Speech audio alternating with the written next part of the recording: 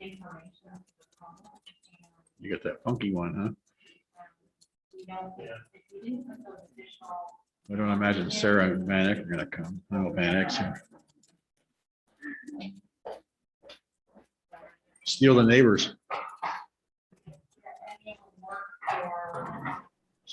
Oh, I'm here, Reynolds.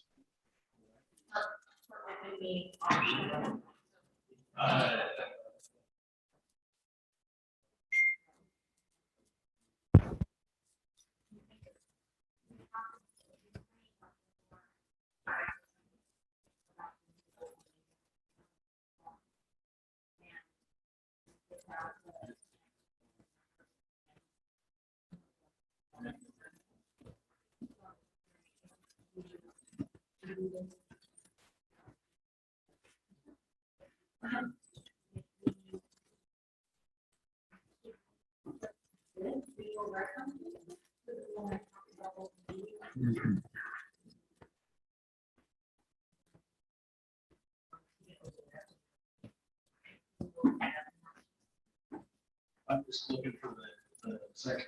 Oh. So here it is.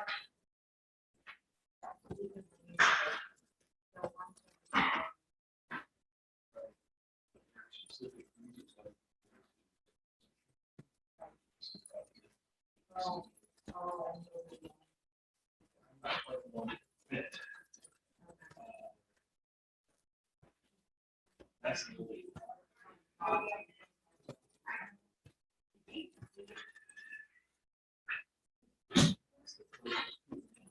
So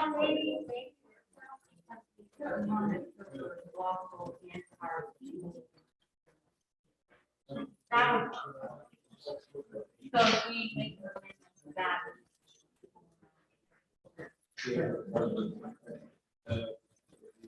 Sorry for the confusion. But you would have.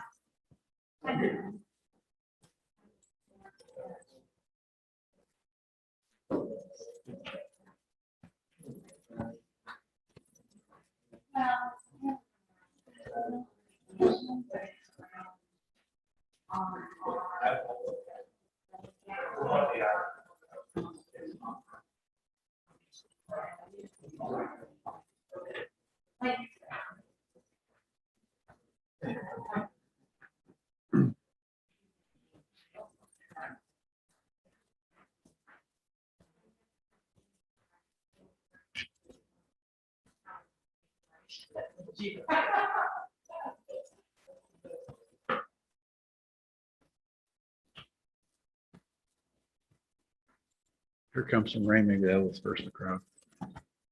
There's some rain coming. Maybe that will disperse the crowd.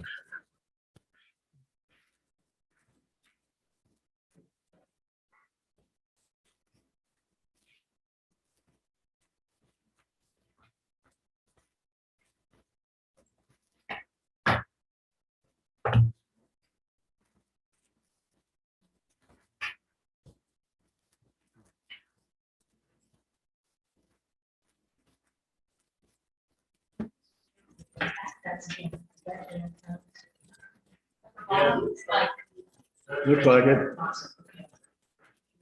I don't know, there's the eye doctor on Friday, so. It looks like that's maybe since last.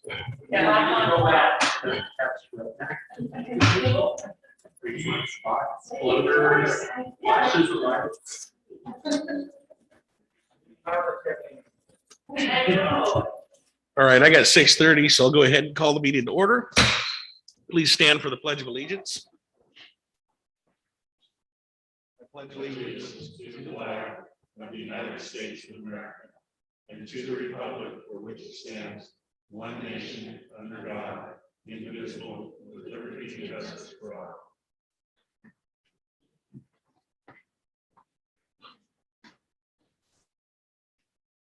All right, we're going to start tonight off with the ESPY Awards. ESPY stands for Exceptional Student Performance this year. This award is given to students who are doing well academically and have an exceptionally positive attitude about school. They demonstrate respect and responsibility towards staff and their peers. They show courage by not conforming to peer pressure and refuse to accept anyone who bullies. The school board and the district want to recognize these students by celebrating their success at the beginning of each board meeting. Students will receive a plaque that will be brought around to them, and their names will be entered into a drawing for the end of the year. We usually give something away. In the past, it's been an iPad, something like that. So something for the kids to recognize them. So I will go ahead and read the names off here, and I apologize if I struggle with some of these. We'll start out with the high school. We have Emma McCubbins and also Greg Farrell. At the junior high, we have Serenity Herrera and Noah Medellin. I'm assuming that might be right. I'm sorry if I mispronounced that. At Foster, we have Savannah Thompson and Addison Lynn. At Hawthorne, we have Brooklyn Bondison and Leah Turpin. At Holly, we have Ava Desmond and Renee Rennick. At Oak Heights, we have Brooke Parsons and Devin Sharp. And from the charter school, we have Henry Gaynor and Chloe Sawtell. So appreciate all you kids and everything you do. Thank you for being exceptional students for us. All right, next we have agenda approval and changes. We do have a revised agenda that went out. Hopefully everybody sees that.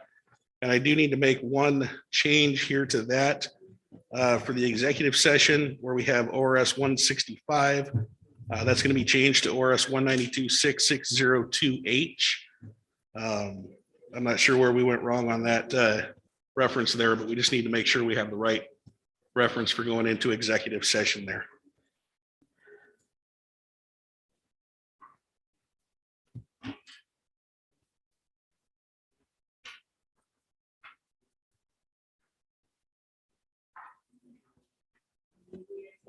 The agenda with that session number change. Okay, Second. so we have a motion and a second. Any discussion on the agenda?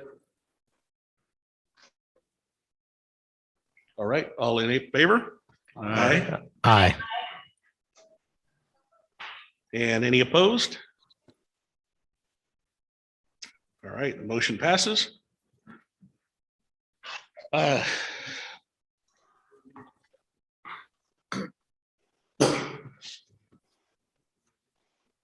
through my stack of papers here. Next, we have the public comments section.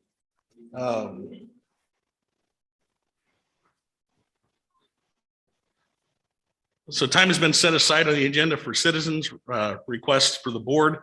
Currently, the board is accepting comments in writing and including the comments as part of the public record. The meeting is in person and presented online to accommodate board members and the public. The law does not require the board to allow public comment before the board or participate in board meetings. However, we desire public and community involvement and have a process in place that will not obstruct the ability of the board to conduct necessary business, which is within the agenda of the meeting. So we invite people who want to comment to fill out a comment card or email into the district office, and those will be distributed to each of the board members. We do have copies of those here. If we have somebody that wants to take a look at those, didn't see their emails or whatever that might be. So those are a part of the public record. And I encourage everybody to go through those and read through them and get that feedback from the community. It's difficult right now with the situation the way it is, but we want to make sure that we're listening to what the community is saying to us. So please do that. All right, student and personnel reports, certified and classified representatives.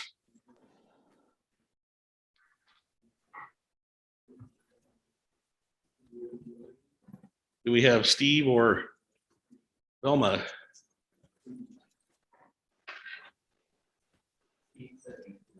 Jason, it doesn't look like they are on. Okay, we don't have either one of them here now. No. Okay, thank you. You're welcome. Okay, Steve couldn't make it tonight. All right. Superintendent's report. Chair and other board members. Good evening. And we have four things to cover tonight in our report. And one is also something that we've given you 3 updates. This is the latest update on the enrollment. You'll see that the enrollment matches to date, and this has been submitted to ODE.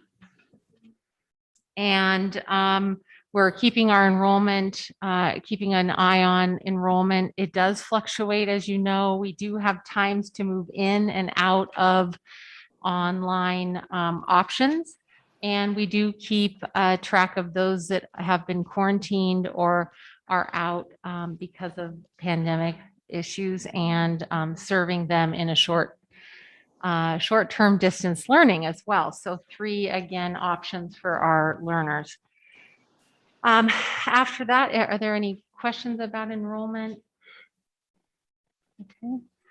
Then I will move to our next item, which is, let me introduce Barbie Riggs and team to you. But last month we had a quick overview in regards to PLCs, wanted to cover what PLCs are and what our professional development calendar looks like this year, and all of the things in the teaching and learning department. So Director Barbie Riggs, please take it away.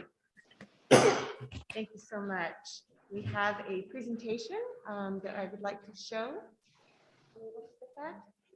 Okay. Well, first, I would like to say it's an honor to be able to speak tonight from the Department of Teaching and Learning. And we have so many exciting things happening within our department and throughout the district. So what is a PLC and PD? I know you can't see it clearly up on the screen, but I have a big voice, so I'd be happy to read that for you. So a professional learning community, or a PLC, is a group of educators that meets regularly, shares expertise, and works collaboratively to improve teaching skills and the academic performance of students. We in the Sweet Home School District have set aside our early release Wednesdays to focus on our PLCs and our professional development. We've placed a huge emphasis and value on our student success. We know that we needed time to set aside to look at our data, to make sure that we are reteaching to those students that may have missed something or not at grade level. So teachers are provided 68% or 24 of the Wednesdays in our calendar. We work in grade level teams at the building level. 11% of those Wednesdays are grading days for teachers to work in their classrooms or to prepare for conferences. And together, this gives 79% of early release Wednesdays to our teachers. That's more than half of our professional development calendar. And that's because we place such a high value on giving teachers time to work collaboratively together, to look at their data, and to really move the dial for our Sweet Home students. Professional development, or PD, may be used in reference to a wide variety of specialized training, formal education, or advanced professional learning intended to help administrators, teachers, and other educators improve their professional knowledge, competence, skill, and effectiveness. So some examples in the Sweet Home School District professional development: we are required to meet our Division 22 or policy requirements, and we have a suicide prevention professional development that needs to take place, and we have that on our calendar. It's coming up. We had Title IX training. We have DESA training, or student emotional learning. So we wanted to make sure that we placed an importance on what the pandemic has done, not only to our students, but to our teachers as well. So the social emotional learning is a high priority this year. Again, we have PLC and response to intervention training. We're working on clarity this year. We have some clarity training, and 21% of the Wednesdays are district driven. So I have a calendar in front of you so that it would be clear for you all, and we color coordinated that. We have PLCs in yellow, the district PD in pink or red, and grading days in blue. One of the most important things that I'm so proud of in the teaching and learning department is we have placed an importance on our multi-tiers systems specialist. We hired TOSA, a teacher on special assignment, and it is my pleasure to introduce to you Mrs. Dee Dee Collins. Hello, and thank you for inviting me today. As you can see on this slide, or hopefully you can see on this slide, it talks about the many things that fall under the umbrella of an MTSS specialist. So my focus is on the RTI process, or response to intervention, and PBIS, positive behavior interventions and supports. Social emotional learning, collaborative time, which is the PLC, or professional learning communities that Barbie just talked about, and then some parent engagement. So there's a lot of pieces that fall under the umbrella of my position this year.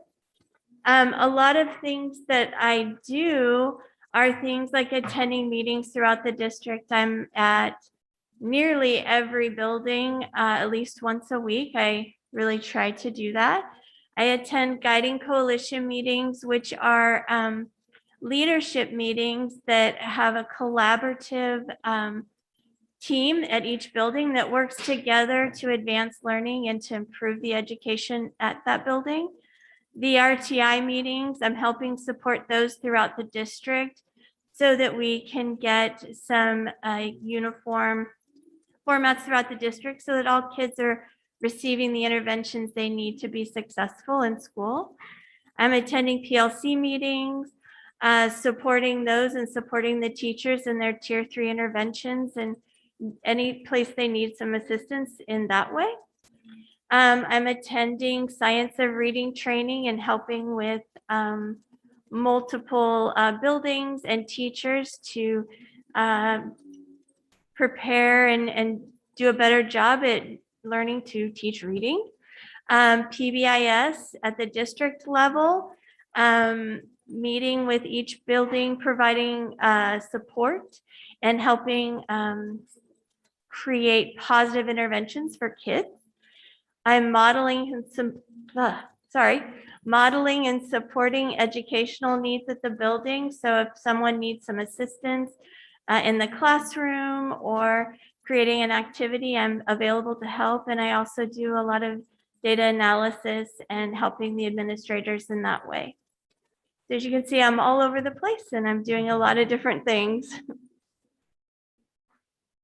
So before we end this evening, we wanted you to take a look at that professional development calendar. And we also feel that it's really important to note that there was some confusion with our PD calendar, and it was addressed at the last board meeting. I think it's important for me to share with you that this calendar holds all of the dates within our district. There was a lot of reminders on this calendar. So we made sure that you were aware that there was a reminder to have your professional learning goals submitted to your principal. There's Technology Tuesdays on this calendar. So it looks as if there's a lot of dates taken away from teachers, when in fact we were just using this calendar as a reminder and a one place to get all of the dates that are taking place in the district. So again, thank you for highlighting the Department of Teaching and Learning. We are busy moving mountains and we're here for kids. And if there's any questions, we'd be happy to answer those as well. So I do have one question. Your QPR training, is that a two-part training? Is that, I've seen it in two. Yes, yes, Okay. it is. And that's a suicide prevention training. And So that's, it's like a 6-hour training or 4-hour training? I'm not sure about, so it's different grade levels, as you can see. So QPR suicide prevention training is a 7 through 12 on November 10th. And then on December 15th, we address K through 6. Okay, I didn't see that part of it. I thought. And then the building PLCs are for the 7 through 12 on Yeah. that December date. Right, so, but that's part of our, in order for us to be compliant. Yes. I just didn't know how long the training was. Yeah. If it changes from the calendar, I will let you know. How about that? Okay. Okay.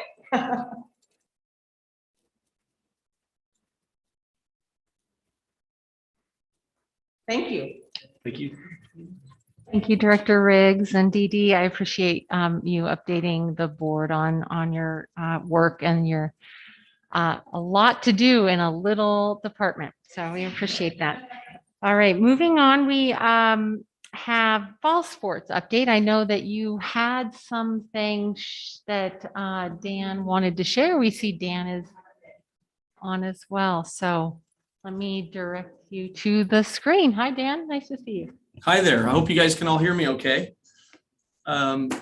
I appreciate the chance to kind of come and give you guys just a little bit of information. I was asked to maybe give you a few slides, and thanks to Colleen Henry, I put together a couple of things. I'm one of the more techno-challenged people when it comes to that. But anyway, there's just a couple of slides you can look at while I'm talking. But the first thing is we were just happy to be back. Obviously, everybody was happy to be back in school, and can you guys hear me okay? I see you looking around. Okay. I saw Barbie and Dee Dee looking around. So happy to be back in school and happy to have kids back on the field competing. There, were a few challenges with that, but really things went pretty well. I gave the second slide. There is just kind of a picture of the number of kids that we had competing in the various sports, and that's a pretty good turnout. It's not quite as high of numbers as we would have in a normal year, but our football and volleyball numbers you can see there are really good. We had a lot of kids out for soccer. That's fairly close to typical, if not a little bit higher. Cross country was low. We'd like to get that built up again. We've had when I first came here, we had a lot of great cross country teams, and I think we can get that going again. So anyway, overall, we had 176 kids participating, which is about 25% of our enrollment. Again, I think that I'd love to see that grow, but we're usually around 29 or 30%. So all things considered, that's pretty good participation. And then I'll just give you a few highlights. I don't have a ton of stuff. I'll give you a chance to ask me some questions, but just kind of a few highlights from the year. We had a great volleyball team this year. They made it to the final 8 in the state. In fact, 4 of the final 8 teams were from our league. That's pretty much unheard of. The final 2 teams were from our league, and Cascade was the state champion, and they are the team that knocked us out. So we obviously have a very strong league. Our girls soccer team this year had the second highest GPA of any soccer team in the state at 3.93, at least at our level. That's obviously an outstanding team GPA. Our boys soccer team, I didn't put this on the slide, but our boys soccer team, we struggle a little bit in soccer. We're in a very tough league, but they won a couple of games this year. I think that they were winless in the previous couple of years. And so they won a couple of games this year, and that was nice to see. And maybe the best thing was we made it through all of our seasons. We played full seasons. About the worst quarantine situation we had was we had a week where 7 boys on the soccer team were quarantined. And so we had to, fortunately, we only had 1 game that week, and we rescheduled that. So all of our teams played full schedules, and that I think is great. I think our kids really, really needed that. And it was nice to make it through. There were some challenges. There were some rescheduling things. And this is a new job to me. I've been in the district for a lot of years, but I'm enjoying doing this. And I was a baseball coach, so I'm used to rescheduling and shuffling schedules. So that didn't seem like that big of a deal to me, but it was a little crazy at times, but we got through that just fine. The only other things I wanted to mention were one of the things I think you folks as board members and other people listening will appreciate. We have a beautiful facility out at the football/soccer field. And I cannot tell you how many people came here from other communities and just walked into that field and said, wow, this is really a nice facility. And there were obviously a lot of people in our community and at our school that played a big role in that. And so anyway, but I think you should be proud of that. That field is beautiful. One of my favorite moments was when a soccer team from Sisters came and we had a JV game that night. We kind of barely had a JV team type of situation depending on our numbers, and the JV girls from Sisters were used to always getting the worst field wherever they went, but we scheduled the games back to back, and they walked into the field and said, I was talking to them when they got off the bus, and I said, where do we play? And I said, well, you guys are playing here. And they go, we get to play on this field. And they were excited. And so that was neat. It was neat to hear all the nice comments from people. And really, truly our gym as well.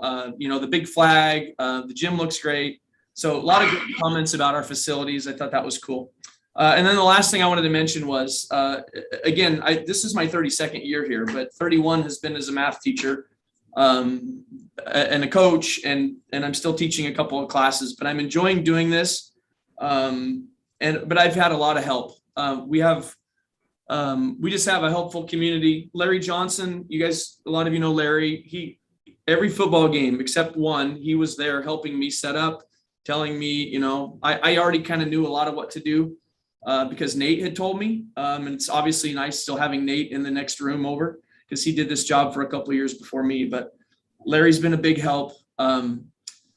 Numerous other people in the community as well. And all three of our admin guys, I have a new appreciation for how much I knew already, but not to the degree I do now, of how much time they put in. They're at all the games.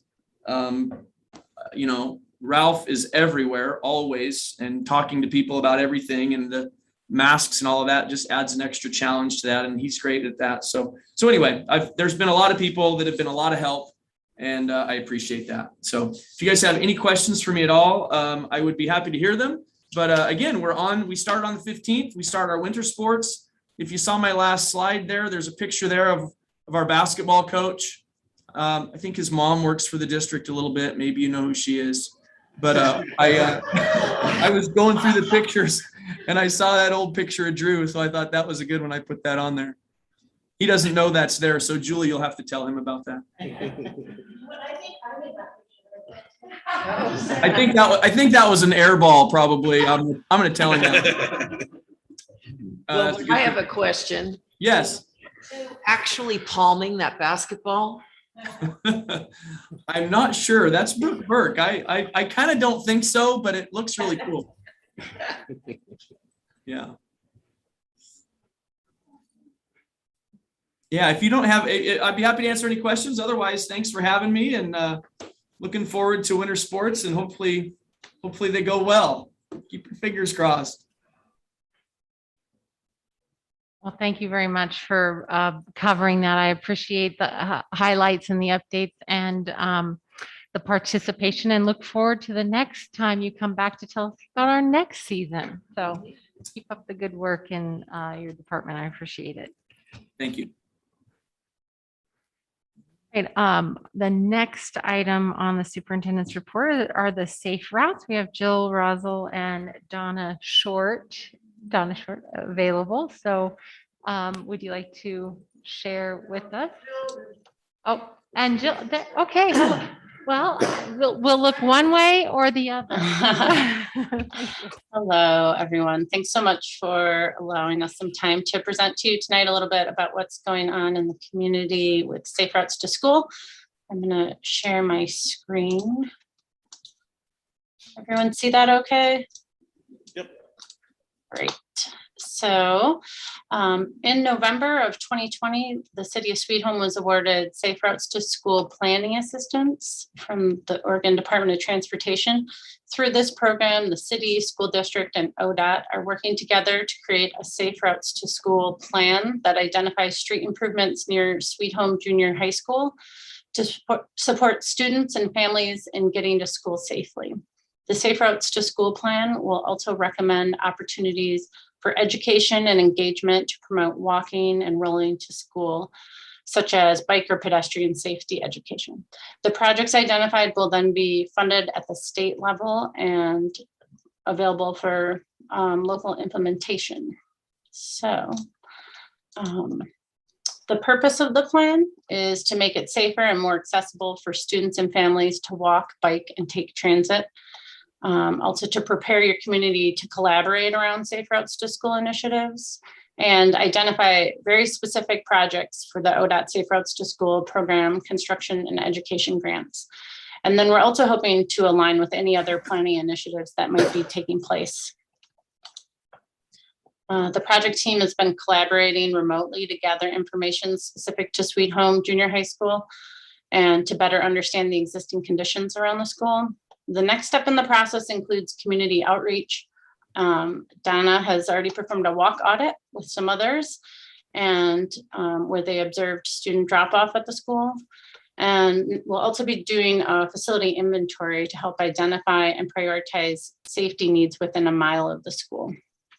The team will then develop a draft Safe Routes to School plan with projects identified specific for the school. And then during the review process, we'll ask the public to comment and incorporate any necessary changes so that we can finalize the plan, which will then provide local leaders all the information that should be needed to apply for and receive funding to get the Safe Routes to School projects funded and actually built. And there is money available for this. So it's exciting. We just need to make sure that we're doing all the due diligence in the planning process so that we're identifying the projects that will be best for the junior high. So there's different ways to get involved. Thank you for, again, letting us present here. We can take some questions at the end of this if you have any. We also have an interactive online map, and you can access that. There should be some outreach materials circulating. If not, they will be soon with this link. I'll talk a little more about that in just a second. And then we're also going to be having a virtual community meeting. We still need to figure out exactly which date that will be.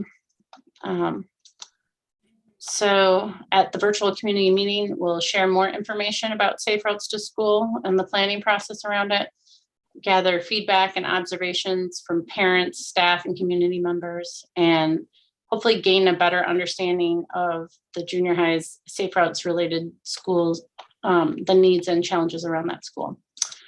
So this public input map, I will actually show you a little bit.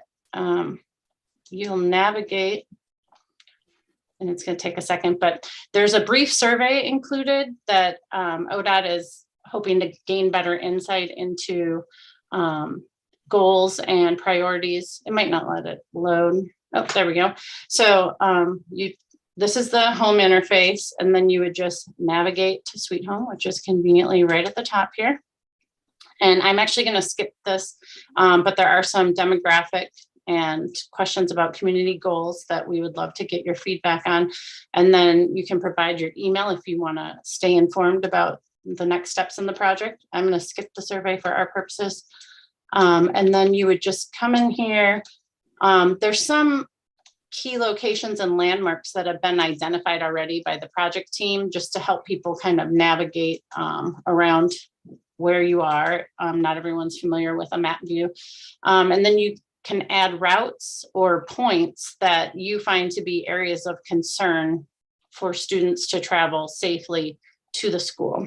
And then once there's, a comment in there, people can agree or disagree with it with a simple like function.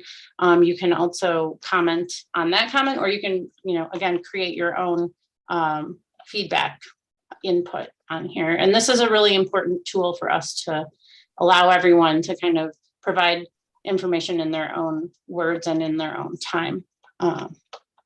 So I'm not sure what that is. I'll go back to the presentation here.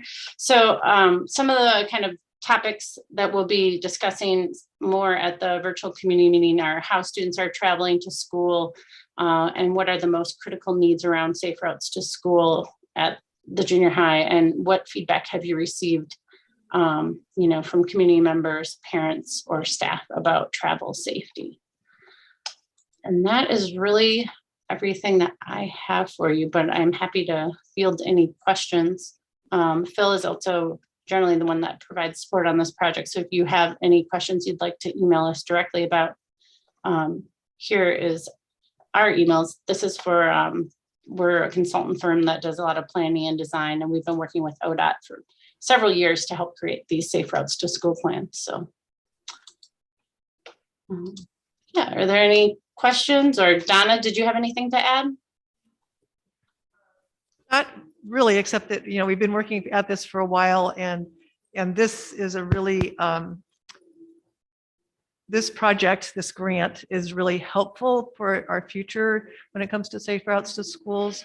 And so the more we can get feedback from the community, a lot of it we do know already and stuff. So, you know, we've been able to do a lot of this remotely and stuff. But I wanted to say that the money and time and energy that we put into the junior high for the remodel has been awesome. It made, when we did the walk audit, it was, my husband and I had done an observation prior to the project a couple of years ago, and then we were part of doing it this time, and we're just like, wow, this is so much better, so much better. I mean, we still have challenges around Mountain View Road, but the project really, really made a huge difference in how safe it is in the immediate vicinity of the junior high. So great for the community and for you guys for moving that project forward.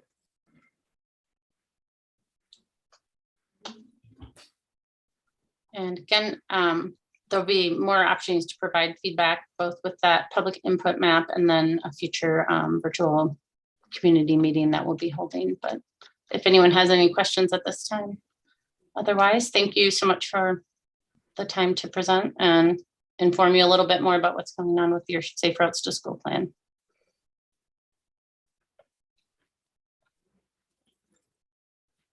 All right, thank you. Great, thanks.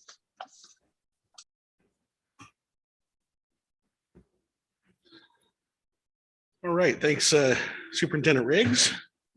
Next, we have the consent agenda. We have approved the minutes for the October 11, 2021 school board meeting. Accept the resignation of Sherry McIntyre, district nurse, effective December 3rd, 2021. Accept the resignation from Suzette Anderson, FACS teacher at Sweet Home High School, effective June 17, 2022. Approve the hire of Lisa Murphy, district nurse, effective December 1, 2021. Accept resignation from Peter Larson, social studies teacher at the high school, effective January 2, 2022. And accept the retirement of Cheryl Hicks, transportation supervisor, effective December 17, 2021. And there was one thing here that was pointed out on the minutes.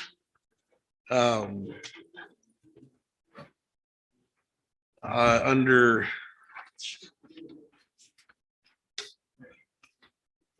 section 12, that was the 12A. That was the board officers meeting, not the board meeting on November 1st. So Approve the motion to approve the consent agenda as amended. okay, we have a motion and a second. Any discussion?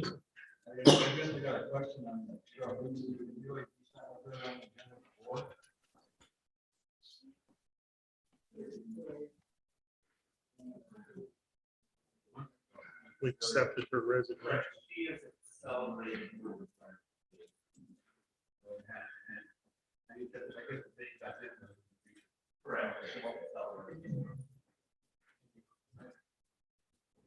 Okay, any other questions? All right, all in favor? Aye. And opposed? All right, motion passes. Next, we have a budget update and ESSA report. Kevin. It's Jason. Item 7A is the board cabinet, first budget update. We're now 4 months into the fiscal year, and here the spending is over $380,000 higher than the same time period in the prior fiscal year. 4 main reasons for that: labor costs are higher, our supply costs have increased. We also have higher water usage.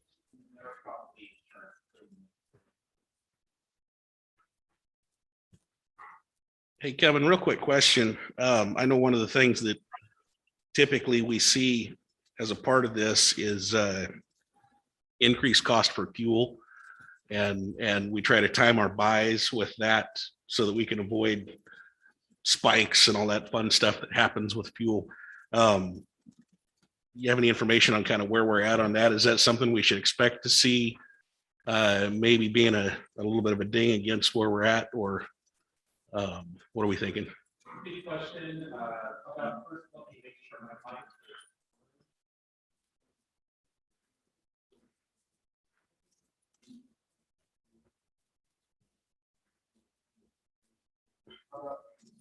I'll use this one. Thanks, Kevin. It was just a little hard to hear you on that one.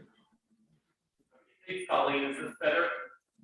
Much better. Thank you. Okay, thanks. Okay, the question dealt with fuel. Two types of fuel that we're purchasing. One is fuel for our buses, and by and large, that's tough to predict up and down. Prices have been somewhat trending higher, but we're not timing our purchases for fuel. For natural gas, prices are up, and I expect natural gas prices for the year to be noticeably higher than where they were last year with the increase in natural gas for which is our primary heating source. We also at Crawfordsville buy propane for heating source there, and I have not been on top of the propane price. I just know that I've seen the cost of diesel go up almost twice what it was when we made this budget. So just want to kind of make sure we're watching that. So. Good things to have your eye on. Okay, moving to the next page. This is information only. It's showing our federal elementary and secondary school emergency fund spending. This deals with. Hey, Kevin, sorry to interrupt you. Apologies again. Yeah, we just need to have you move it a little bit closer to your, there you go. Okay, thanks, Colleen. So this page just shows the items that we have spent our federal ESSER funding on. And so if you have any questions about any line item, feel free to ask.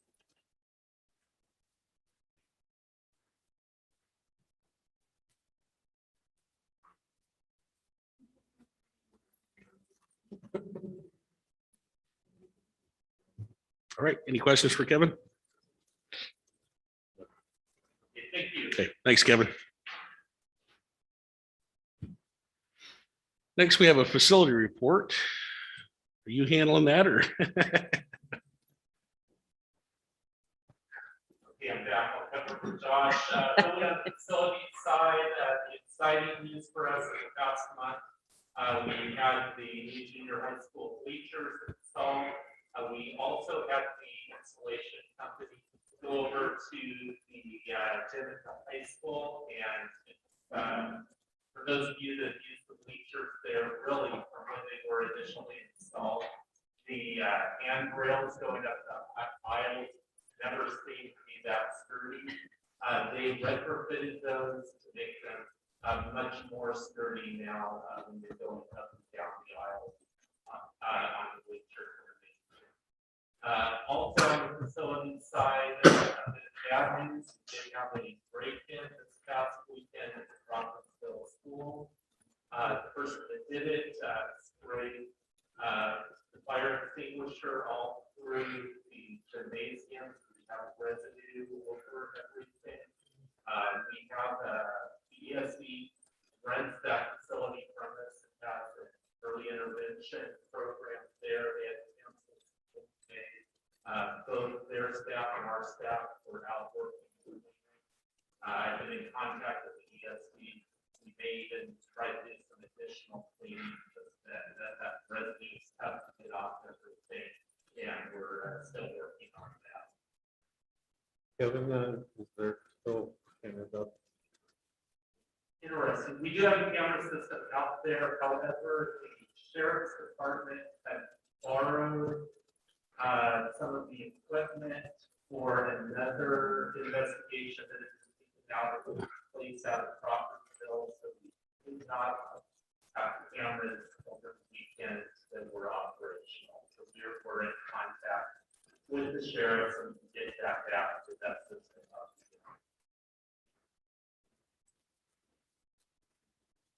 Any other questions for Kevin? All right, thanks, Kevin. Thanks, Jason. Next, we have a list of board policies here. Everybody should have a pretty good sized booklet here with all of those. I think there's 38 different policies we're going to look at. This is a first reading. So this is just giving everybody the policies, letting you know that we'll be talking about them next month and maybe the month after that if we need to. So go through them. They should have highlighted changes and things like that in there to look at. So if you have any questions or changes that you think need to be made, go ahead and get those to Superintendent Riggs. And then she'll disseminate any information out to the rest of us as we need to know on that stuff. So a lot of times they're just typos and things like that we find. But if we have questions or whatever about the policies themselves, that's where to go with them. That way we can keep ourselves legal with the conversations. So again, it's a first reading. We'll have those on the agenda again next month. All right, we don't have any action items on the agenda for tonight. Do we have any board comments?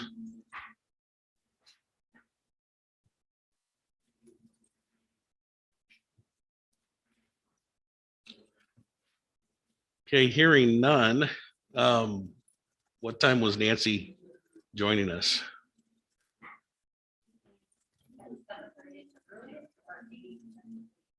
Okay. So do we need to take a recess until she can join us? Okay. So our legal counsel, Nancy, is going to be joining us sometime 7:30 to 8 o'clock. So maybe we'll take a recess until 7:30, check back and see where we're at and go from there. So, all right, we'll recess until 7:30.